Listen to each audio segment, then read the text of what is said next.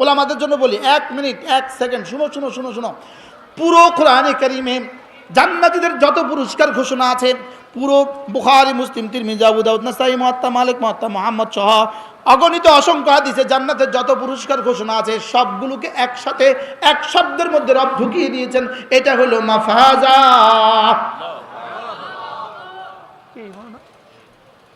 কি কি শব্দটা কি? ইন্নালিল মুত্তাকিনা মাফাজা। আমি মুত্তাকিদের জন্য রেখে দিয়েছি সফলতার মহাময়দান। এরপরেও যেন রব এত কিছু বলার পরেও রব বলেন আরো 2-4টা শব্দ তোমাকে নতুন করে শুনাই। ওয়াহাদাইকা ওয়া আনাবা ওয়া কাওয়াইবা আতরাবা ওয়া কাসান দিহাকা লা ইয়াসমাউনা ফিহা লাগওয়ান ওয়ালা কিযাবা জাযাআন মির রাব্বিকা আতাআন হিসাবা। রব্বুল আলামিন বলেন তোমার জন্য রেখে দিয়েছি আমি কোটি কোটি বাগ বাগিচা। এবার বলে আঙ্গুরের বাগানও রেখে দিছি। সুবহানাল্লাহ বলেন। আঙ্গুরের বাগান কেন বললো? আরবদের কাছে সবচেয়ে দামি ফসল হলো আঙ্গুরের বাগান, এজন্য আঙ্গুরের বাগান। ওয়াহাদাইকা বাগান রেখে দিয়েছি, ওয়া আনাবা আঙ্গুরও রেখে দিয়েছি। এবার বলে বন্ধু এবার মজার খবর আছে, শোনাবো। ওয়া কাওয়াইবা আতরাবা ওয়া কাওয়াইবা আতরাবা। আল্লাহর কসম পৃথিবীর কোনো শব্দ দিয়ে এগুলো তর্জমা করা যাবে না। পৃথিবীর কোনো চোখ এগুলো দেখে নাই, পৃথিবীর কোনো কান যেগুলো শুনে নাই, পৃথিবীর কোনো দিল যেটা কল্পনাও করতে পারে না। রব্বুল আলামিন বলেন ওয়া কাওয়াইবা এমন কিছু হুর তোমার জন্য রেখে দিয়েছি যেগুলো না কাওয়াইব, যেগুলো না কাওয়াইব, যেগুলোর জওয়ানিতে জীবনে কেউ হাত লাগায় নাই। আর তর্জমা খোলা যাবে না। আতরাবা আর যেগুলো না তোমার হাম পাল্লার তোমার সমবয়সী। সুবহানাল্লাহ বলেন। কারোর জন্য 70,000 রেখে দিয়েছি, কারোর জন্য 70 লক্ষ রেখে দিয়েছি, কারোর জন্য 70 কোটি রেখে দিয়েছি। এক হাদিসে হযরত আব্দুল্লাহ ইবনে আমর রাদিয়াল্লাহু তাআলা বলেন, তাফসীরে রুহুল মানির মধ্যে আজীব হাদিস আছে। হাদিস আমি জীবনে দেখি নাই, আমার আব্বাও দেখে নাই, আপনারা একজনও শুনেন নাই, এখানে যতজন আছেন একজনও শুনেন নাই, কোনো মুহাদ্দিস শুনেন নাই। হ্যাঁ, যদি তাফসীর রুহুল মানির পড়ে থাকেন তো শুনছেন। আল্লাহ রাসূল বলেন একজন জান্নাতি হঠাৎ করে বলবে আল্লাহ যদি একটু বৃষ্টি দিতেন ভাল লাগতো, যদি একটু কি দিতেন। বলতে দেরি আসমান থেকে ঝুরঝুর ঝুরঝুর করে বৃষ্টি পড়া শুরু হয়ে গেছে। এটা বৃষ্টি নয়, প্রতিটা ফোঁটার মধ্যে ওয়াকাওয়াইবা আতরাবা। প্রতিটা ফোঁটা থেকে এক নারী, প্রতিটা ফোঁটা থেকে এক নারী উঠে আসসালামু আলাইকুম।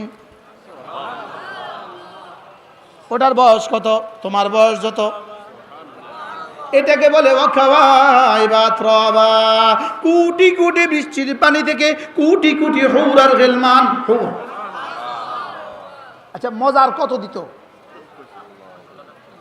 সুবহানাল্লাহ বলেন না। কি দিবে? কি রেখে দিচ্ছে রব? খুশি তো সব আটকানো হয়ে গেছে। হ্যাঁ, ওয়াকাওয়াইবা আতরাবা বলেন, ওয়াকাওয়াইবা আতরাবা। আল্লাহ দিয়ে দাও আল্লাহ। হ্যাঁ দিব দিব ইনশাআল্লাহ দিব। বিশ্বাস হয়? আল্লাহ বিশ্বাসের দুনিয়াটাকে আবাদ করে দেন। ওয়াকাওয়াইবা আতরাবা।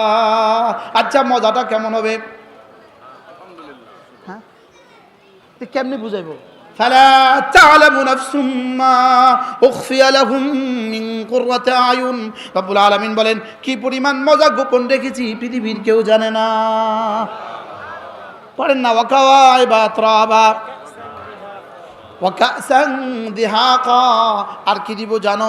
কোটি কোটি গ্লাস তোমার জন্য রেখে দিব, মদে ভর্তি, পানিতে ভর্তি, দুধে ভর্তি, শরাবে ভর্তি, মধুতে ভর্তি। ওয়াকাসান দিহাকা। আর কি? লা ইয়াসমাউনা ফিহা লাগওয়ান ওয়ালা কিযাবা। সেখানে কোনো মিথ্যে কথা আর শুনবা না, সেখানে অসার কোনো কথা আর শুনবা না। কেউ আর তোমাকে সেখানে জঙ্গি বলবে না, কেউ আর তোমাকে ওখানে ওয়াহাবি বলবে না, কেউ আর তোমাকে ওখানে সন্ত্রাসী বলবে না। কোনো অসার কথা, কোনো মিথ্যে কথা সেখানে আর শুনবা না।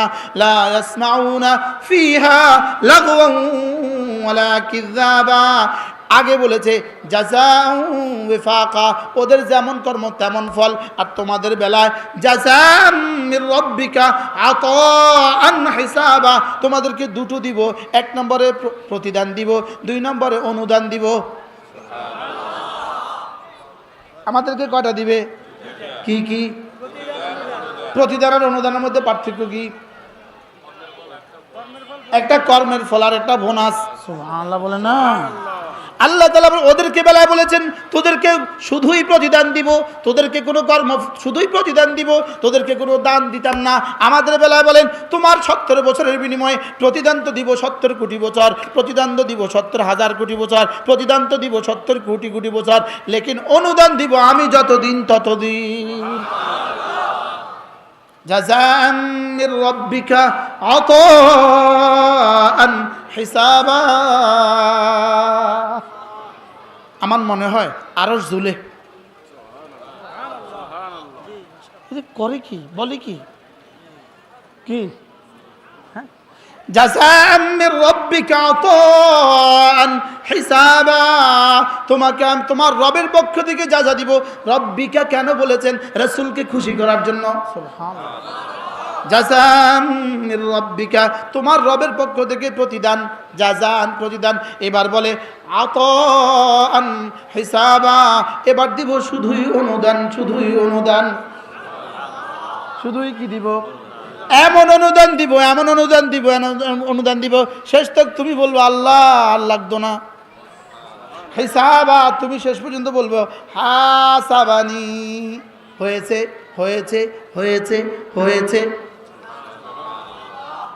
হাসবুক, হয়েছে। বলেন না সুবহানাল্লাহ। জাযাম মির রাব্বিকা আতাআন হিসাবা।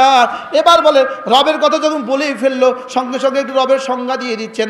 রব্বিস সামাওয়াতি ওয়াল আরদি ওয়া মা বাইনাহুমার রহমান। রব কেমন জানো?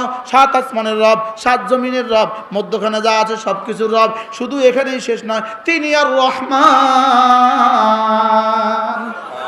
রব্বিস সামাওয়াতি ওয়াল আরদি ওয়া মা বাইনাহুমার রহমান। এবার বলে আমি একজনকে দিলাম 70,000 হুর, আরেকজনে দিলাম 70 লাখ হুর, আরেকজনে দিলাম 70 কোটি হুর।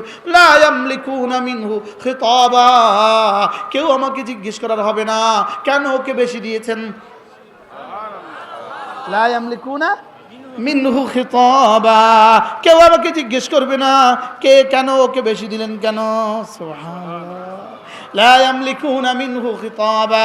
এবার বলে ইয়াউমা ইয়াকুমুর রূহু ওয়াল মালাইকাতু সাফফা, যেদিন সমস্ত ফেরেশতাগুলো এবং জিবরিল আলাইহিস সালাম লাইন ধরে দাঁড়াবে। ইয়াউমা ইয়াকুমুর রূহু ওয়াল মালাইকাতু সাফফা লা ইয়াতাকাল্লামুনা ইল্লা মান আযিনা লাহুর রহমানু ওয়া ক্বালা সাওয়াবা, কেউ আমার সাথে কথা বলবে না, কেউ আমার সাথে কথা বলার ক্ষমতা পাবে না, শুধু আমি যাকে বলবো সেই বলবে। আর যে বলতেও পারবে সেও কোনো মিথ্যা কথা বলতে পারবে না, অসার কথা বলতে পারবে না। ইল্লা সাওয়াবা, বিশুদ্ধ কথা ছাড়া কোনো কথা হবে না। এরপরে কি? যালিকাল ইয়াউমুল হক। এবার শেষ তক আবার শক্ত করে খামিরা করে দিলেন, মজবুত করে দিলেন। যালিকাল ইয়াউমুল হক পড়েন, যালিকাল ইয়াউমুল হক। এবার রব বলেন এই দিন যেহেতু সত্য, অবশ্যই সত্য। ফামান শাআ আত্তাখাযা ইলা রাব্বিহি মাআবা, অতএব যে চাও তোমার রবের কাছে একটা ঘর বানাও, রবের কাছে একটা ঠিকানা বানাও। সুবহানাল্লাহ বলেন। আচ্ছা আর কেমনে বলতো? বাংলা নি কইতো? হ্যাঁ বলেন ওই দিন সত্য, অতএব যে চাও রবের কাছে একটা ঠিকানা বানাও। সুবহানাল্লাহ বলেন না। কি ছেলে বিদেশে থাকে, আব্বা আম্মা ফোন দিয়ে কি কয়, ফুত এরে বেটা কবে চলে এই লাগে জানা নাই, নোয়াখালী একটা ঠিকানা বানাস না। হ্যাঁ এটা একটা ফ্ল্যাট কিনোস না, একটা ঠিকানা বানাস না। আল্লাহ তাআলা কি বলেন? ফামান শাআ আত্তাখাযা ইলা রাব্বিহি মাআবা, রবের কাছে একটা ঠিকানা বানাও। আমি যেন বললাম রব্বুল আলামিন ঠিকানা কি দিয়ে বানাবো? রব্বুল আলামিন বলেন যাও কালিমা দিয়ে বানাও, নামাজ দিয়ে বানাও, রোজা দিয়ে বানাও, হজ দিয়ে বানাও, যাকাত দিয়ে বানাও। আল্লাহর কসম, রবের কাছে ঠিকানা বানাবার সবচেয়ে উপযুক্ত, সবচেয়ে বেশি রবের কাছে ঠিকানা বানাবার মাধ্যম হলো মাদ্রাসা। আজকে কি বললো 3 বছরে 32 জন হাফেজ হয়েছে। সুবহানাল্লাহ বলেন না। এই 32 জন হাফেজ শুধু 32 খতম কোরআন শরীফ পড়ছে? 320 খতম করছে? 3020 খতম পড়ছে? বলেন, প্রশ্ন বলেন কত খতম পড়ছে? উত্তর আল্লাহ ছাড়া কেউ জানে না। সুবহানাল্লাহ বলে না। কি ভাই, তাহলে রবের কাছে ঠিকানা বানাবার সবচেয়ে বড় মাধ্যম কি? আবার বলেন, সবাই বলেন আরো জোরে, এক আওয়াজ। শুধু ছেলেদের না মেয়েদেরও? এটা না বুঝলে শুধু হাসরের ময়দানে এই জন্য ধরা খাবেন। এই মোহতাম সাহেবরা কইতেছি, শুধু হাসরের ময়দানে এই গ্রামের প্রত্যেকটা মেয়ে হাসরের ময়দানে এভাবে ধরবে, এভাবে ধরবে, বলবে এদের জন্য মাদ্রাসা করলেন, আমাদের জন্য কেন করলেন না? শুধু হুজুরের দৈত্য কা কি? মেয়েরা কি দোষ করছে? কথা বলেন না কেন? মেয়েরা কি দোষ করছে? ওদেরকে কে বাঁচাবে? ওদেরকে কে জাহান্নাম থেকে বাঁচাবে? ওদের জন্য কে মাদ্রাসা করবে? মহিলা মাদ্রাসা করার দরকার আছে না নাই? কতদূর দরকার? 3 বছর আগে করলে যদি 32টা মেয়েও হাফেজা হইতো কি? এরপরেও বুঝাইতে পারলাম না। না এখনো শহরে সদর হয় না। এই বছরেই মাদ্রাসা উদ্বোধন করে, আরো জোরে কোন,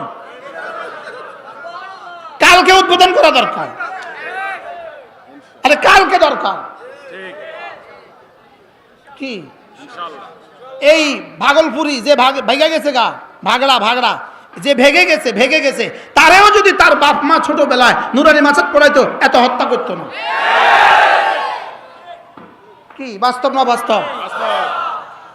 যদি তখন নুরানি মাছ হইতো আর তারে যদি পড়াইতো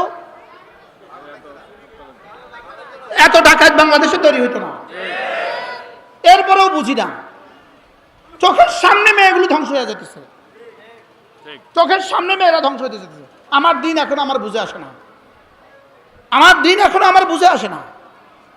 চোখের সামনে কোটি কোটি মেয়ে ধ্বংস হয়ে গেল, হয়েছে না বলে না? এরপরেও আমার বুঝে আসে না। এখনো ফেতনার ভয়। ওরা ফেতনার, ওরা আর ওখানে আর কোনো ফেতনা নাই। স্কুল কলেজে আর কোনো ফেতনা নাই। জোরে কয় না। কত কত ফেতনা ওখানে। কি আল্লাহ প্রতিটা গ্রামে গ্রামে ছেলেদের মাদ্রাসা তৈরি করে দেন, মেয়েদের মাদ্রাসা তৈরি করে দেন। আল্লাহ কবুল ফরমান, বলেন আমিন। আল্লাহ আমাকে কিছু করার তৌফিক দান করেন। মেয়েদের মাদ্রাসা করবেন কোন? ইনশাআল্লাহ বলেন ইনশাআল্লাহ। আলহামদুলিল্লাহ। আপনাদের কি খেয়াল, নিয়ত কি? সহ্য আপনি ধরেন কোন না, সবাই ধরেন জোর করে, যে ছেলেদের মাদ্রাসা করে দিয়েছেন আপনি মেয়েদের মাদ্রাসা করে দিবেন। বলেন ইনশাআল্লাহ। আল্লাহ যেন একটা মেয়েও দিয়ে দেয়। এর লেগে করে না, করবো ইনশাআল্লাহ। কি শুনলাম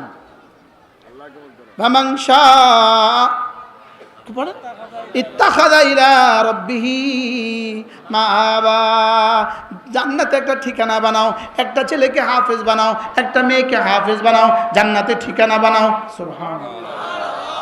এই 32টা ছেলে হাফেজ হয়েছে ইনশাআল্লাহ। এরা এক একজনে যদি 100 জনকে হাফেজ বানায়, এবার কতজন হবে এনার আমল নামায়? ঠিকানাটা কেমন হবে? ঠিকানা কেমন হবে? বানাবো তো ইনশাআল্লাহ। ছেলে মেয়েকে মাদ্রাসা দিবেন তো? আবার বলেন ইনশাআল্লাহ। বলেন ইনশাআল্লাহ। ইনশাআল্লাহ হাত উঠাইয়া, ইনশাআল্লাহ ইনশাআল্লাহ হাত উঠাইয়া ওয়াদা করলাম ভাই, ছেলে মেয়েকে দিন শিখাইয়া মরতে চাই সবাই, ছেলে মেয়েকে দিন শিখাইয়া মরতে চাই সবাই।